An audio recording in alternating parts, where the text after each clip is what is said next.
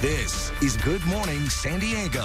Well, we are talking about the latest in the headlines. Rappers Jay Z and P Diddy have been accused of raping a 13-year-old at the VMA's after party back in the year 2000. This as Diddy appeared in court for a pretrial hearing on sex trafficking charges Wednesday.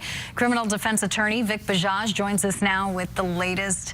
Good morning, Vic. Good morning, Lauren. This is one of those cases, you know, it just keeps getting more and more interesting. Let's first start with Diddy appearing in court. It was a big scene that was shown everywhere with all of his kids showing up hand in hand at the courtroom.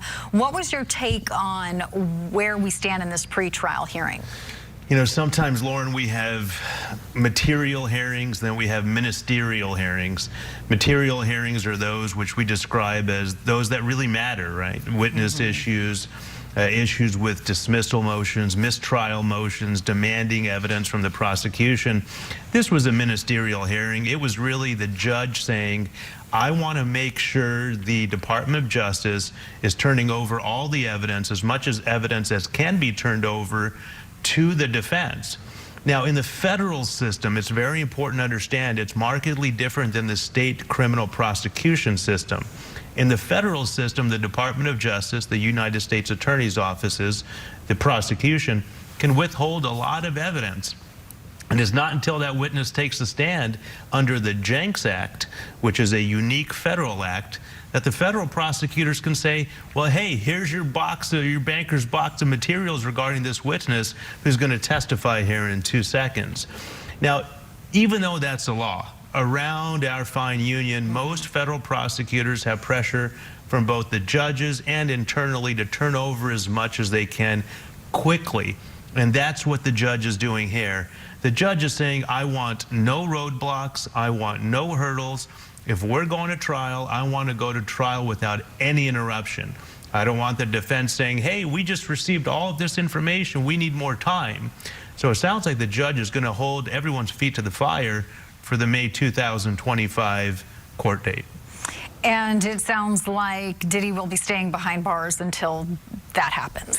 And that was almost a foregone conclusion, even though he presented a $50 million bond, sureties, properties, etc. There's a real question as to whether the equity in the properties was enough to bolster the $50 million portion. It's very important for our viewers and listeners to understand, in the federal arena, you don't really have a right to release the way you do in state. In state, the local municipalities say, well, if the crime is X, Y, and Z, the bail should be $100,000, let's say, for instance. But in the federal system, the default is detention if the prosecutors say this person's either a flight risk or a serious risk to the safety of the community. And we've already seen, you know, with him staying overseas for quite some time, the flight risk there. Now, getting to this Jay Z and Diddy accusation from this 13-year-old at the VMA's after party in the year 2000, a lot of the articles that are coming out are pointing to holes in the story. But you seem to say maybe what's going on behind the scenes might be more important here. That's right, and I would be hard-pressed to believe this would be the only complaining witness bringing a story against Jay Z in this case.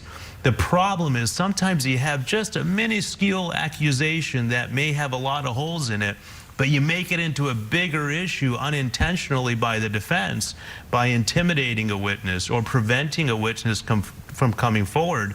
There have been a number of proliferations now which have indicated that Jay Z and his legal team have put illegal, immoral, and unwanted pressure upon this complaining witness. Now, factually, we've just seen, or I've just seen, a few segments and portions of an interview which raised a lot of questions.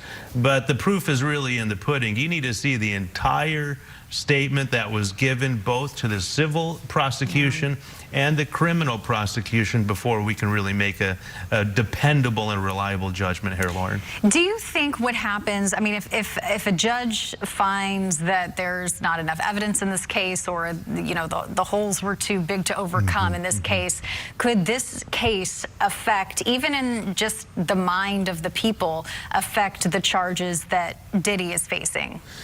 Yes and no. In the court of public opinion, you know, one may say, hey, there's a false accusation that bleeds over into this whole issue and this mosaic, as Judge Oliver Wendell Holmes would say, this minestrone soup of accusations.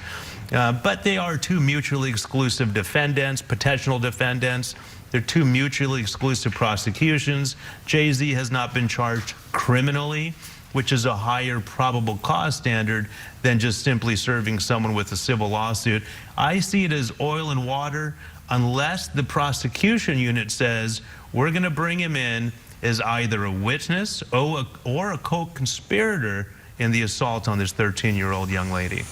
All right, well, we'll continue to follow the drama. Vic, good to see you. Thank you so much. Thank you so much. Happy holidays and Merry Christmas to you. Merry Christmas. All right.